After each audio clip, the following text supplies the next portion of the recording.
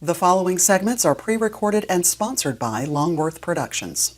Major funding for Triad Today comes from Blue Cross Blue Shield of North Carolina, making healthcare better for all. Talking about the weather on Triad Today.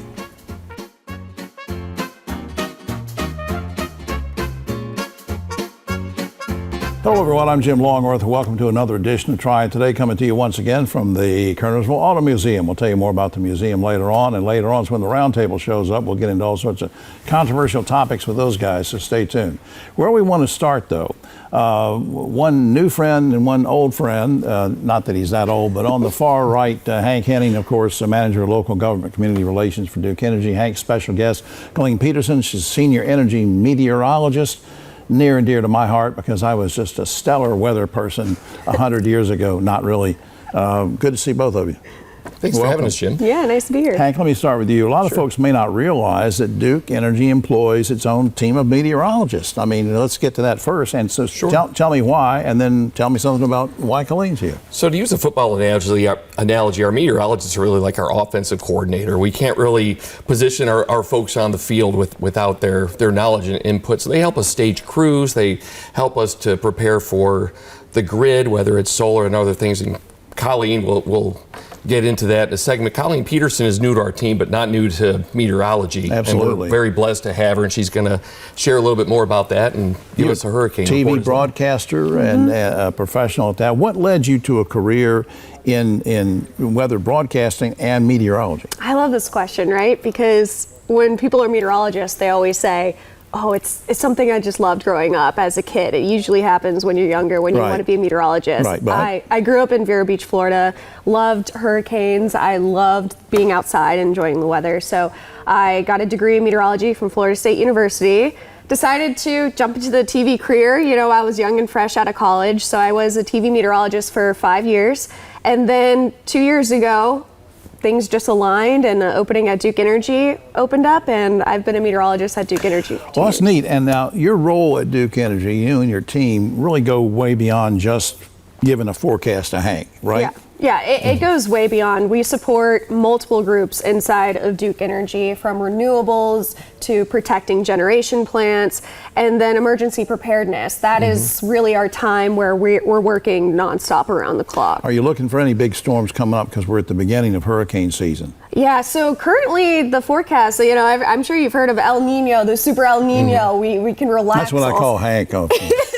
Super El Nino. Right, we can relax. Nothing's coming our way. That's right. Yeah, no, I mean, it's about the number of storms, right? So El Nino promotes more easterly winds and wind shear in the Atlantic. So there might not be as many number of storms, but the waters are still pretty warm, especially around the Gulf. So it only takes one storm that could impact the Duke service territory. And very quickly, any kind of bad storm, do you have like one or two tips you could give people who are watching that if a storm does hit, what to do to get ready? Have a stock of water ahead of time. Have a stock of canned foods and that emergency kit. Don't forget about your kids and the pets. So have a few days of resources for you and your family to get through the hardest times. And our team will sure be here to help as well. And you I can tell you love this job. I mean, based on your background and what you talked about a minute ago, what's gratifying specifically about working with the team now? You're still making a difference in the community, because that's why I love TV so much, is I could be directly to the community. Right. And now we're kind of in the room with the people who make decisions on where to stage crews. Yeah. You can rely on National Hurricane Center, but if the north side of that storm is going to hit North Orlando or potentially Greensboro hard, we're like, guys, I think we need to up resources up here, because that we're picking up something on our high-res models. Yeah, Hank, you guys on the executive level, the people that work on outside and the crews and the public, they're all benefiting from this lady, right?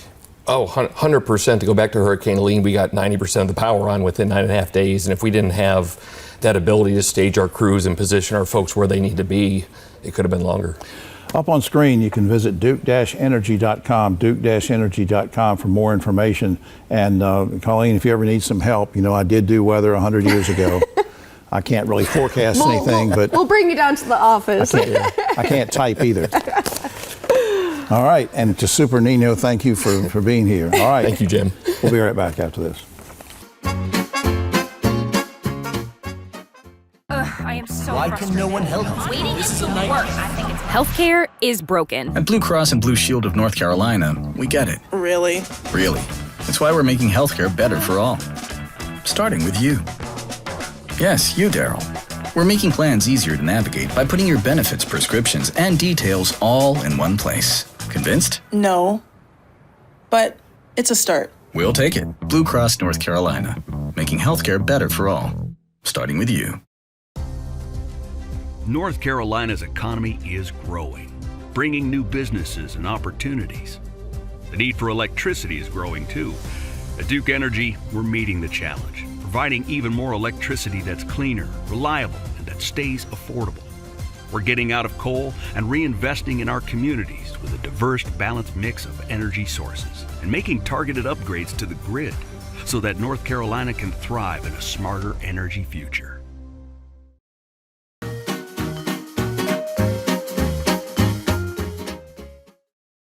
Back now on Try Today, or I should say back now on the UNCG show, that all our crew here, Melissa and TJ and I, were all Spartans, and now we decided to have a Spartan guest with us, and he is a heck of a Spartan. Chris Rich is head coach for men's soccer at UNCG.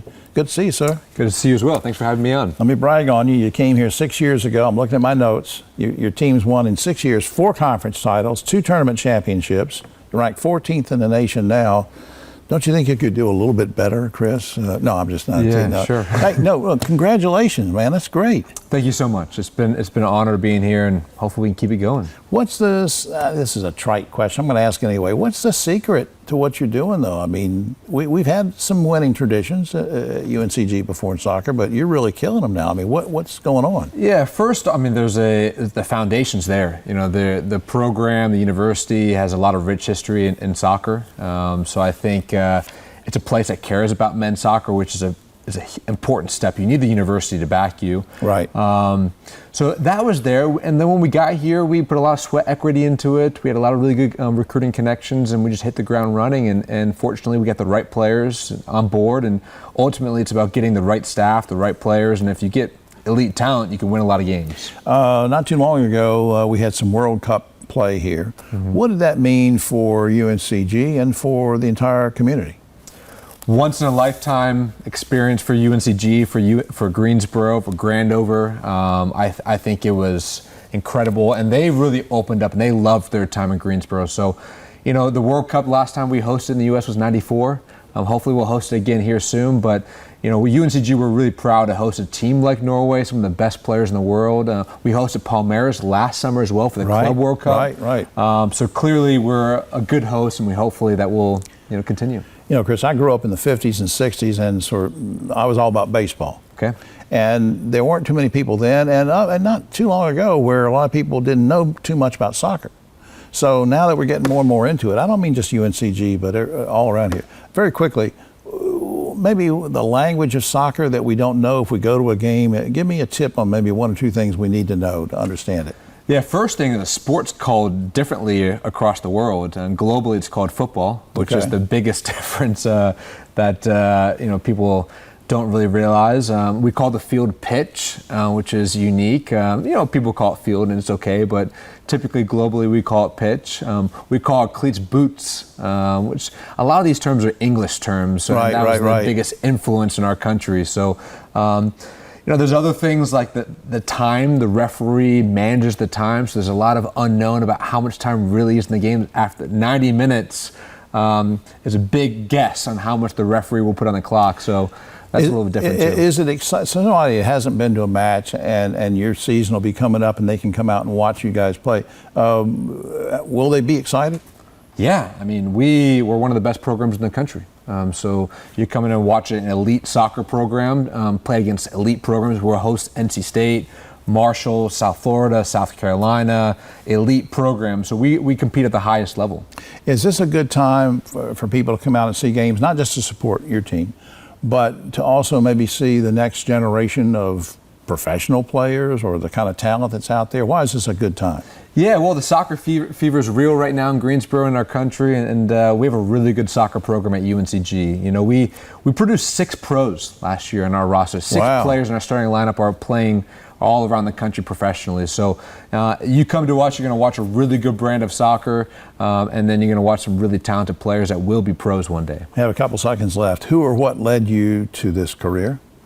I was a player, and I played as long as I could. And when I realized I wasn't good enough anymore, I got into coaching. So Steve McCrath, the former head coach at Barry University, gave me my first opportunity. Wow. And I can tell by your eyes you like it. It's sort of gratifying to you, isn't it? It's my passion. It's my life. Besides my son and my family and my wife, soccer is my religion, and it's everything to me. That's just great. Chris, you're doing such a great job. We're all so proud of you. Thanks for doing this. Yeah, thank you so much. Up on screen, www.uncg.edu is the general website. You can go through all sorts of portals to learn about it, and we appreciate it.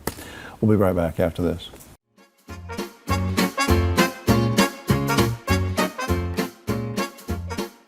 Hi, I'm Jim Longworth, reminding you that Try It Today also airs on GTN Spectrum Channel 13 and streams on WFMY Plus, free on Roku and Amazon Fire.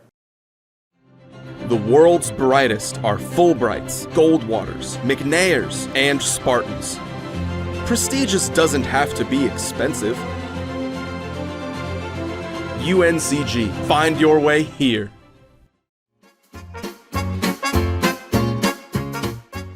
Back now on Triad Today, we welcome back to the program our good friend Kevin Baker. He's, of course, Executive Director of Piedmont Triad International Airport. Good to see you again, sir. Morning, Jim. Let's talk about an excursion that took place not too long ago. I was reading the news, you got a lot of news coverage about this, that you and a group of Triad area leaders took off and went on a trip to Wichita, Kansas. Why Wichita? What was that all about? Well, so the Greensboro Chamber of Commerce set this up as one of their inner city visits that they do every year, but had a whole Triad contingent that went along. And why Wichita? Because it has been the home to a number of aircraft manufacturers over the last 100 years. I mean, when you think of names like Cessna and Beech, that's where they headquartered. Yes. Wow. Learjet, so all of these companies have a deep history there, and because of that, you've got a community that for 100 years literally has been in the aviation, the aerospace manufacturing world. And it's very mature, and it's very much established in terms of having the pipeline of employees to work at those businesses, training programs, et cetera. And so we went to see, they learn from their experience. Sort of a fact-finding thing then. Yes. What were some of the key takeaways when I know you can't speak for everybody in your group, but especially from your standpoint, airport management, what were your takeaways from the Wichita trip? Yeah, I mean, to me, the biggest thing is, number one, we're next. We're going to do this next. It's our turn. But also, there's a group out there called NIAR, which is the National Institute for Aeronautical Research, and that was set up really around these by and for these aerospace companies. And what's very interesting about it is that it combines, community colleges, but also with 4-year programs, et cetera. And that one of the person who leads it said that they see the entire city as their campus. I thought that's very interesting because they don't feel like everybody has to be on the same campus. Right. But you have multiple facilities that are spread throughout the city. And in our case, I think that we can emulate that here. Already have it in place. You just need to connect it throughout the whole triad. Right. Now, not taking anything away from Wichita and their great success in the aerospace industry, but if a group came here to Greensboro sort of to study the same thing and study what Kevin Baker's doing, study what PTI is doing in the community, what would they learn? What could they accomplish from learning from you guys here? Well, I mean, I think, with the airport, it's just that we kind of set our minds to doing something a little bit different than most airports would do. We had a mission that said we're going to go out there and attract this aerospace industry and bring them here. And in order to do that, you've got to have kind of a certain set of plans in place and assets in place, really. And so, we were very deliberate, I guess, and that's probably the main thing that people would learn. And really working together. I mean, we've talked about this so many times on the show, how, it takes a team to really put these things together. Yes. With land use and everything else. Look, speaking of aerospace, before we lose time here, Jet Zero, we've talked about before. We've had some of the guests on the show. But I guess a couple of weeks ago or so, they had a big event. What was going on with that? Yeah, so they had the groundbreaking for the beginning of getting their site started, and that work's getting going right now. And it's going to be exciting here over the next few years to see that coming out of the ground. Well, let's remind people, there are a lot of things going on with Boom and everything else, but just focus on Jet Zero for just a few seconds. Remind people what that's going to mean to the economy. And so right now you have two large manufacturers of airplanes in the world, Airbus and Boeing. This company aims to be the third, and they aim to be the third with a completely new product that doesn't look like the traditional airplane. It's a blended wing body. You think about a B-2 bomber and a Airbus 321 sort of mated together. That's what this airplane looks like, and it could be the airplane of the future, just a complete transition from the way we're used to flying into something completely new, and that means that they could have success beyond what we could imagine. Wow. Up on screen, flyfrompti.com is the general website where you can learn about everything from schedules to all sorts of things going on at the airport. Flyfrompti.com. Kevin Baker, thanks for doing all you're doing for the community and stopping by to talk with us. Thank you, Jim. All right, young man. We'll be right back after this.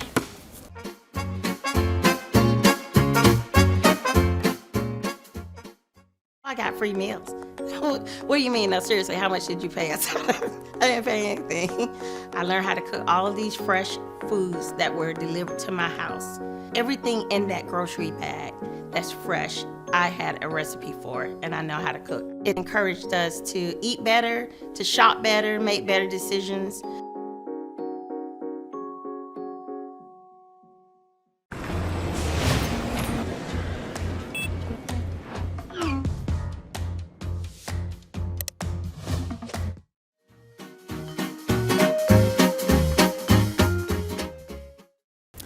Back now on Try Today, three very special guests with us, and you've seen a couple of them here on the show before. On the far right, Kent Kuykendall is here, and Gwen, his lovely wife, next to me. They're co-owners of Goose Masters and Kuykendall's Border Collies, and in between us, Jules, the Border Collie. Hey, Jules, how you doing? Does Jules have a boyfriend, or we shouldn't get into that? No, we don't. She doesn't. Not during work hours. Right. All right. Anyway, Kent, let's very quickly. Let's first remind people who maybe didn't see you on the show before. Very quickly, what is Goose Masters? Who do you help? So Goose Masters is a company. We provide humane goose control, keep Canada geese from being on properties, all properties, parks and recs, golf courses. Apartment complexes. Could be airports, anything. Airports, anything, yeah. And of course, dogs like Jules, you have a sort of a separate business where you're raising and breeding Border Collies, right? That's correct, yeah. I've been raising Border Collies since I was a kid. My dad got his first one in '48. And so I grew up with it, and yeah, it's kind of evolved into quite a business for us now. Right. Yeah. And yeah, this is really neat. And Jules can herd geese humanely, and the geese don't get hurt. You just move them away from those areas. That's right. Gwen, you have the farm, and so I want to ask you about something that I've been reading about in the news, and that's something called lambing, Lambing, and kidding. Is that something that's getting more and more popular? And well, first of all, what is it? So lambing is when the female sheep have their babies, and kidding is when the female goats have their babies, their kids. So yeah. And people are coming out to various farms to take part in birthing? It's kind of like what they do out west, dude ranches. I think what people are doing is they're having individuals come out to their farms, and they open it up and during lambing and kidding and allow them to experience a birthing farm. Birthing, yes. I don't know if I would. Are you guys going to be doing that, letting people do that, or is it? We are considering that. We're going to probably start during the day, letting people, very small groups, come out and witness the lambing and kidding. Yes. Right. But now Jules can't have any birthing going on right now. No, she's spayed. Yeah, so am I. Now, Kent, very quickly, now, when you're raising and training Border Collies, is it just for your own purpose, or are you doing it so that other people can buy them and have them as pets or training, or what? Well, we keep our goose dogs maintained for Goose Masters. We also train the new dogs up and coming, and we also train dogs for sale for cattle dogs, sheep dogs, golf courses for their geese. other goose control companies, and yeah. Yeah, and not to just sit here and do a commercial for they didn't ask me to do this, but you know, folks at home, you'll be driving somewhere to a restaurant or an apartment complex or whatever it could be, you know, and you'll see all these Canada geese. But these geese can be kind of testy, especially around, you know, when they've got young ones coming on. Absolutely. It's dangerous, it's a health hazard, and they need to be dealt with. And these two folks are the ones that you call, you know, kind of like on the Ghostbusters things. Who are you going to call? These two folks, and we're going to put the website up on screen in just a minute. If you have a Canada geese problem, you really need to call these folks. In fact, let me do that right now before I forget, because I'm getting old. I forget these things. Up on screen, goosemasters.com. You can also go to Kuykendall BC, stands for Border Collies.com, to learn more about how they train these wonderful dogs. And I just think what you're doing it's a great service to the public, and I just love it when you bring the dogs over. Now, how old is Jules?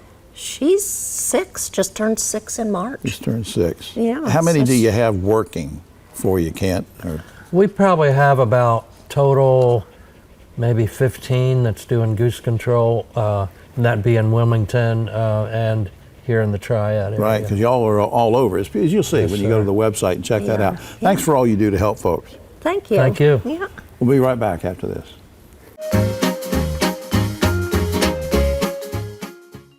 At Sutton Brothers, we're confident we can help you solve your heating, cooling, plumbing, and electrical needs. So confident that we'll fix it or it's free. Our highly trained technicians will diagnose your problem and fix it with either a repair or replacement. And if we can't fix it, you won't pay the trip fee. So the next time you have a problem, call us. We'll make sure you're completely satisfied.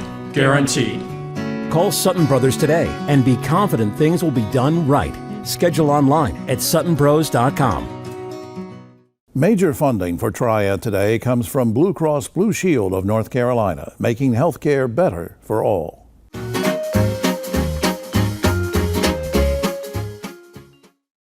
Roundtable is brought to you by Sutton Brothers, locally owned and operated and serving all of your HVAC, plumbing, and electrical needs. Back now on Triad Today, and coming to you just about time for the Roundtable, but a quick shout out to the good folks here at the Kernersville Auto Museum. Come on out, it's free to see all these great cars Friday, Saturday, and Sunday. It's great to see these guys too. Ogie Overman, the great broadcaster and journalist, and Don Martin, Dr. Don Martin, chairman of the Forsyth County Commissioners, who's retiring at the end of this month. No. And, oh yeah, yes. He's retiring. Not from here. He's going to keep doing the Roundtable. Keith Granberry, founder of Helping Hands Consultants. Very quickly, guys, a sad note to report. Neil Belinkie passed away last week at age 81. He was a longtime CEO of the United Way of Greater Greensboro, a great community servant, and Neil will be missed. All right, guys, speaking of communities in Greensboro, former Greensboro Mayor Nancy Vaughn says that visitors to the city should pay their fair share when it comes to taxes. She proposes that a 1% meal tax be enacted, similar to what's done in Mecklenburg and Wake counties. Guys, you okay with a meal tax? Not really, Jim. I like Nancy a lot, but I mean, restaurants are taking such a hit already, and I never heard it clarified where the tax is going to go to. You know, if there's a specific place, maybe that changes the equation. Don. I think specificity is key, and I think who makes the decision. And I appreciate her idea, but there has to be a mechanism, and particularly, you all may recall the baseball stadium many years ago. Yeah. It was a meal tax. That was a meal tax. That was voted on. Right. That's wow. Right, Keith. Meal tax? I think it's a good idea because I think, you know, you're starting to get more visitors into Greensboro, but I think that she has to give more specifics on what that looks like. Right, and it used to be the Winston-Salem Police Department provided school resource officers, but that practice ended in 2020. Since then, the Forsyth Sheriff's Office has provided SROs. Given increasing safety concerns in schools, would you guys like to see SROs provided by both the city police and the Sheriff's Office? Ogie. What am I missing? Wouldn't it make sense for the county schools to have the sheriffs and the city schools to have I think that's what police? Yeah. I mean, what's the problem with that? It used to be that way. In fact, it took a while to get it created. And Kernersville, by the way, they have like 5 or 6 schools. So right. They do that. The advantage is you get tremendous intel from kids. You know, something's going on at 5 o'clock today over at Haynes Park. Something's going on. You know, I hear there's a big fight brewing. Right. And so they're able to talk to their resource officer, those that are, you know, because they develop relationships with kids. So it is a great way to go. I think that is actually on the table for some consideration now. Is it a budget for that? Is it a budget set for the city, in the school for the police to do for police in this county and city? Yes. Well, it's just the county provides local funds to the school district. We have it set up so the school district can decide what they want. Okay. But the costs are not always the same. Yeah. For example, Winston-Salem PD officers are a little more expensive than Forsyth County Sheriff's deputies. I think you need more resource officers at the schools. Absolutely. Texas lawmakers want to require that all public school students be taught Bible stories. This is a real thing now. We've talked about this in theory before. Will this policy withstand legal challenges, and could it spread to North Carolina, Ogie? That's just hard to believe. Separation of church and state is still the Constitution. How can this possibly work? Don, former superintendent of schools, can you require Bible study? Well, you can have, there's actually, it's been to the Supreme Court. There's a thing called the Lemon Test. It has three different things. But the two things you always remember is the purpose for why you're doing it secular. In other words, for example, if you're teaching character education, you're not teaching the Bible per se, but you may have character stories. Yeah. You can have Bible history if you're teaching the purpose of history. That's and you right. also can't advance one religion over another. Yeah, I think I studied Old Testament literature or something in a senior year. Keith? I want to keep it simple. You should not be able to do one religion over other religions. So there's so many students with various religions. You can't do that. Yes. I agree. New Jersey Congressman Tom Keene just returned to work after an unexplained absence of several months. Turns out he was suffering with depression, and we hope he's getting better. Similar thing going on with Mitch McConnell, who sort of disappeared and with health issues. Here's my question, guys. Should elected officials be required to disclose any illness that keeps them from doing their job, Ogie? Well, there's a lot of gray area there, and a lot of these old guys, I mean, it happens after they've been elected. I don't know, they should say, look, I need to step down.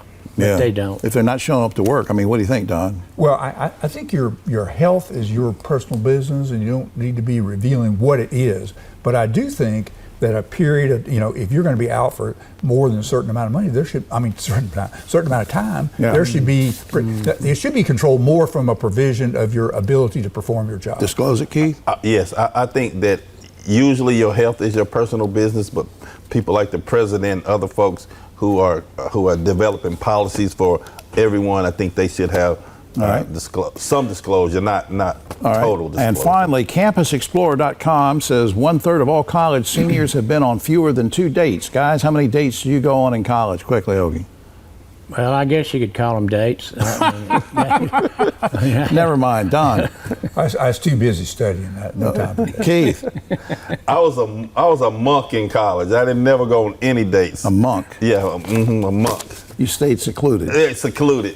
In the girls' dorm. Oh, welcome to another edition in the girls' another dorms. edition of the Liars Club coming to you from the Auto Museum. That's all the time we have. Oh, except for this, researchers in Spain say that giraffes are now capable of doing math. Critics say that those researchers are really sticking their neck out on this one. For all of us here, that was a good one. I'm Jim Longworth. We'll see you next week.